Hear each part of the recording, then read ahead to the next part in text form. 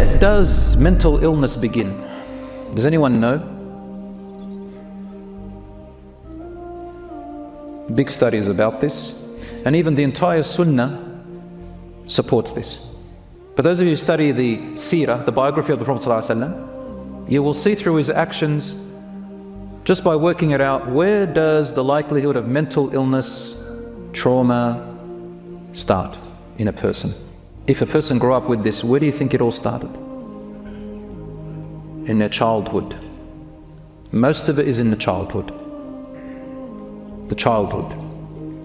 Now the studies have mounted more and more and more. It's established. Most of it starts in childhood. A mental disorder just means that you don't have full control over your thoughts. And there are many levels. And people who go through that, they are rewarded by Allah subhanahu wa ta'ala for their perseverance and their pain.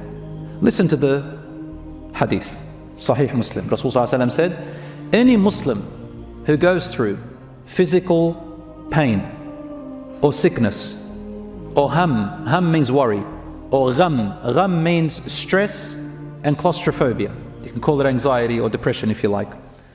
Aw adha, or harm from people, whether physical or by words.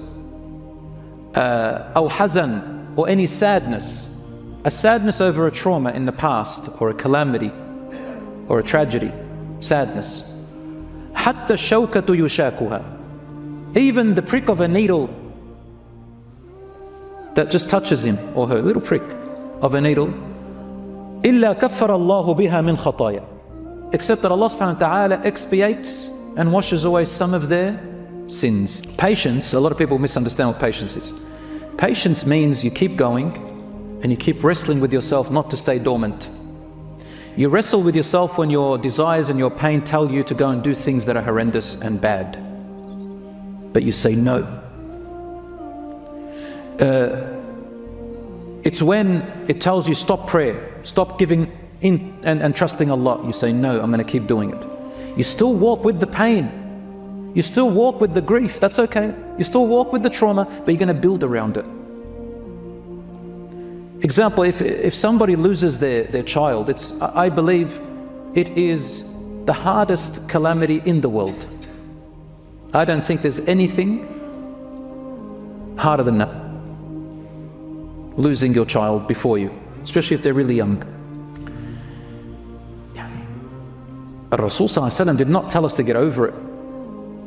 And anyone who lost their son or daughter in his time, he would not tell them to get over it or to try to heal. He would give them optimism and support to grow around it. So it becomes a scar, doesn't really heal.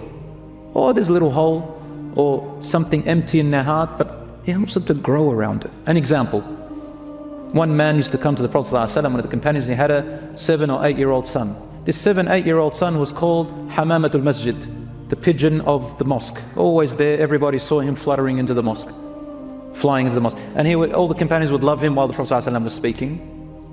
One day the man didn't arrive, and Prophet ﷺ said, where is that man? The companion comes, said, oh, didn't you hear, Ya Rasulullah, his son passed away.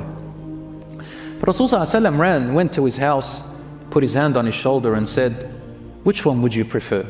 That your son lives on and you get to see him and enjoy him growing up until you and him die? Or that now there isn't a door of paradise that you reach except that you find your son waiting for you at that door, any door. And he's looking for his dad, looking for his mum. Which door will they go from, hopping from one to the other? The angels help him. And he doesn't want to enter paradise without him. And because of him, you enter. He said, Ya Rasulullah, the latter. I'd rather that one. He said, it is yours. Didn't tell him heal yourself and get over it. He says, look forward to something greater. Have hope. In the Quran and in the Hadith, there's something called Sara'. Sara' means epileptic fits. It used to happen at the time of the Prophet ﷺ. And one lady had this mental illness through which she used to go through epileptic fits. So she came to the Prophet ﷺ and said, Ya Rasulullah, I go through epileptic fits. Can you ask Allah to heal me? And he said, I can ask Allah to heal you, or if you are patient and persevering, stay with that illness and be patient with it, and your rank in paradise will be even higher. So she chose to stay with it. You might be thinking, why? No.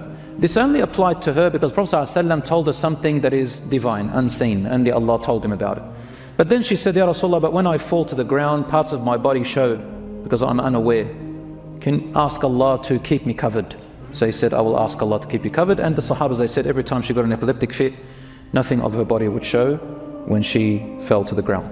Obviously, this shows us that all these mental illnesses, problems, life issues and pain, it never goes to vain, and we are rewarded for it and expiated for it no matter what. Okay, last things. So brothers and sisters, depression.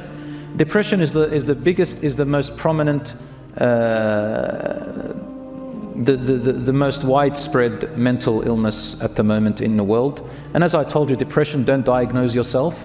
It takes a lot to have extreme depression, but it's basically a constant feeling of sadness and loss of interest which stops you doing your normal activities. The causes are unknown, but usually it's the result of you remember something in your past that you failed in, your failed experiences, letdowns by others, put downs, bullying, failures, failed expectations, attempts, dreams don't come true, stressful life events such as divorce, illness, bereavement, loss of job, loss of money, etc.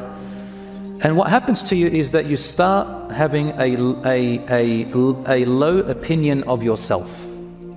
I'm a loser, I'm not worthy, it's true what they say about me.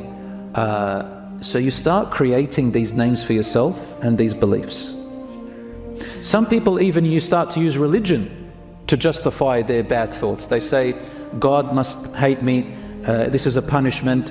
I make my dua, he doesn't accept it, that means Allah is not pleased with me. Maybe it's because I said this to my mum or my dad. And they start creating so many things which they don't really know about. And sometimes they say, my qadar. The qadar of Allah is that my life is just bad luck, khalas, it's everything's misfortune. That's what Allah has written upon me. No! How do you know Allah has written this upon you? The moment you die, that's it.